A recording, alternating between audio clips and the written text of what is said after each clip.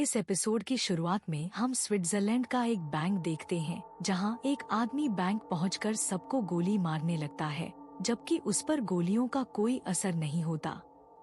वो बैंक के locker room में पहुंचता है और बस एक चांदी का कॉइन लेकर वहां से चला जाता है और बाहर खड़ी एक कार में बैठता है। उस कार में मौजूद पादरी उस आदमी का हार तोड़ता है, जिससे उसकी मौत हो जाती है और पादरी उस कॉइन को अपने सूटकेस में रख लेता है। फिर हमें इन कॉइन्स की बैक स्टोरी पता चलती है। ये फेमस चांदी के कॉइन जुड़े हैं जुदा के जीसस को धोखा देने से।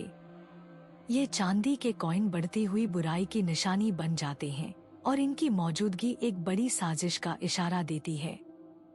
इसके बाद हम स्पेन में पेद्राजा गांव पहुंच जाते हैं, जहां एलेना, जो जानवरों की बहुत अच्छी डॉक्टर है, और गांव के लोग इकट्ठा हैं क्योंकि एक गाय प्रेग्नेंट है। लेकिन वो सभी हैरान और परेशान हो जाते हैं क्योंकि गाय बछड़ा नहीं बल्कि एक इंसानी बच्चा पैदा करती है। ये खबर वहां के मेयर पाको तक पहुंचती है। पाको सबको बुलाता है और उन्हें सोशल मीडिया पर इसे शेयर न करने के लिए कहता है। सब लोग कहते हैं कि बच्चे को देखने के लिए एक पादरी को बुलाना चाहिए। वर्गारा वो पादरी है जो अभी थोड़े दिन पहले पुराने पादरी के गायब होने के बाद इस गांव में आया है। वो फुटेज देखकर कहता है कि बच्चे और बछड़े को किसी ने बदल दिया है। पादरी का ध्यान एक आदमी की तरफ जाता है जिसका नाम जीसस है, जिसकी बेटी त्रिनी बीमार है और छिपी हुई है। एलेना और पाको जीसस के घर जाकर उससे सवाल पूछते हैं। एलेना को वहां चारों तरफ खून की बाल्टियां दिखाई देती हैं और उसे शक होता है। आखिरकार वो दोनों घर के अंदर जाते हैं और त्रिनी से बात करते हैं। जैसे ही वे पूछते हैं कि क्या वो प्रेग्नेंट है, जीसस गुस्से में आ जाता है और उन्हें जाने के लिए कहता है। अचानक त्रिनी का पानी टूट जाता है और उसे हॉस्पिटल ले जाया जाता है। ये बात साफ हो गई कि गाय के अंदर का बच्चा उसका नहीं है। एंटोनियो नाम का एक लड़का उस बच्चे को लेकर छत पर चढ़ जाता है। वो इस बच्चे को शैतान मानता है और उसे मारना चाहता है। एलेना के समझाने पर वो उसे नहीं मारता और एलेना को दे देता है और वर्गारा से कहता है, ये सब तुम्हारे लिए कर रहा हूँ ताकि हमारे पाप कम हो सके, और ये कहकर कूद जाता है। नीचे पाको को एंटोनियो के पास एक एक्सोर्सिज्म की बुक मिलती है जिसपे वर्गारा का नाम है, और एलेना को एक बॉक्स जिसमें वैसा ही एक कॉइन होता है जैसा स्टार्टिंग में हमने देखा था। हॉस्पिटल में वर्गारा एंटोनियो से मिलता है जो बहुत बुरी हालत में है। वो वर्गारा को बताता है कि उन्होंने उसे ढूंढ लिया है और उसके लिए आ रही हैं, और गाने लगता है।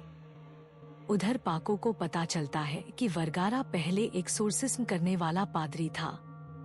अगले दिन एलेना चर्च में वर्गारा से मिलती है।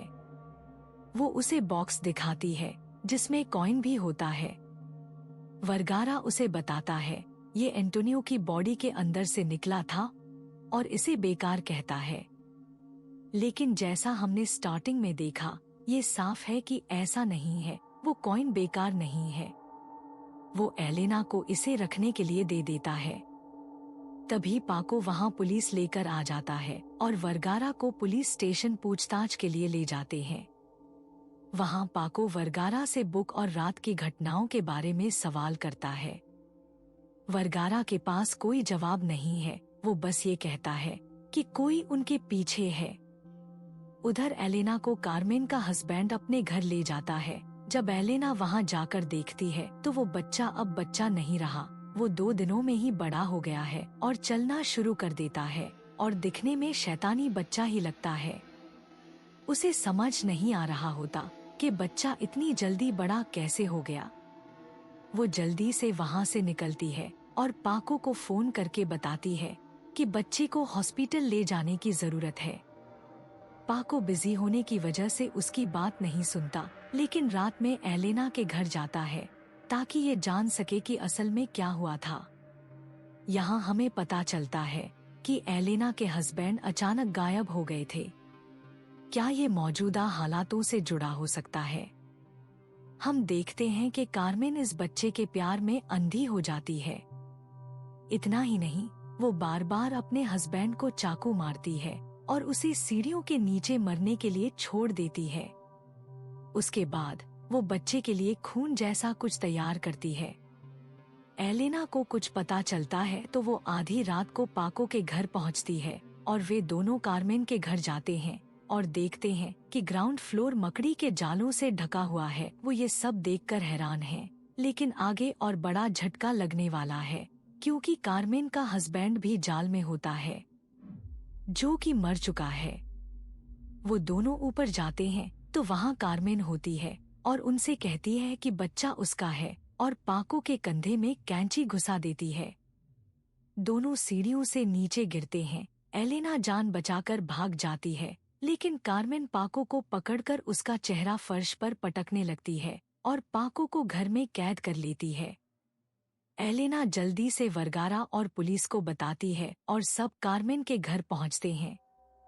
वहां कार्मेन ने पाको को भी जाल में उल्टा लटका रखा होता है।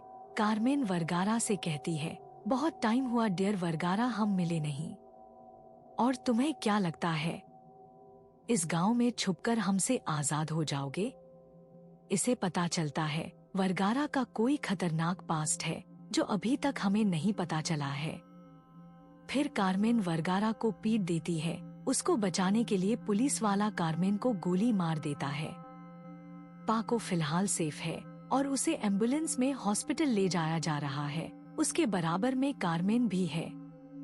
एलेना घर के अंदर वापस लौटती है। वहाँ वर्गारा पहले से होता है। जब वो पूछती है कि क्या हो रहा है, तो वो उसे बताता है कि वो जो देख रही है वो बच्चे की स्किन है जो पहले थी, अब निकल गई है, और ये सब इशारा करता है कि ये एक राक्षस बन गया है और भाग गया है। कार्मेन एम्बुलेंस में होश में आती है और अपनी वुडू गुड़िया निकालती है और उसके पार्ट्स के जरिए अपने बच्चे को कंट्रोल करती है। अचानक से एक मकड़ी जैसा क्रीचर सड़क पर आ जाता है। एम्बुलेंस झटके से उलट जाती है और कार्मेन एम्बुलेंस से भाग जाती है। वर्गारा एलेना को चर्च के अंदर के खुफिया कमरे में ले जाता है, जहां दीवार पर कई बंदूकें लटकी होती हैं। टूटे हुए कांच की आवाज सुनकर वर्गारा बाहर जाता है, जबकि एलेना वहीं रुकती है। कार्मेन वहां होती है और वो माफी मांगती है और कहती है जो उन्हें चाहिए दे दो, वरना मुझे तुम्हें मारना होगा, और वर्गारा को मारने लग जाती है। तभी वहां एलेना आ जाती है। कार्मेन उसे मारने के लिए आगे बढ़ती है तो एलेना एक छोटी से जगह में घुस जाती है। वो एलेना के पास वो कॉइन देखती है और उसे मारना शुरू कर देती है। वर्गारा आकर एलेना को बचाता है और अपनी गोलियों को पवित्र जल में डुबोकर कार्मेन को मार देता है और उसे उठाकर ले जाता है।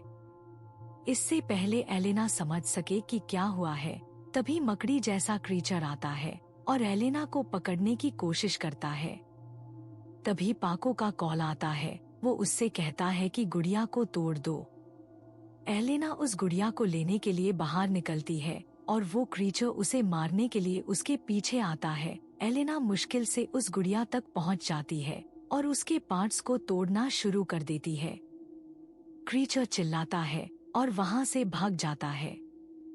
जैसे ही वर्गारा आता है, एलेना उसे सब बताती है। वर्गारा उसकी बात नहीं मानता और उससे वो कॉइन वापस मांगता है। एलेना वापस नहीं करती, ये कहते हुए कि वो तो बस मेटल का एक टुकड़ा है।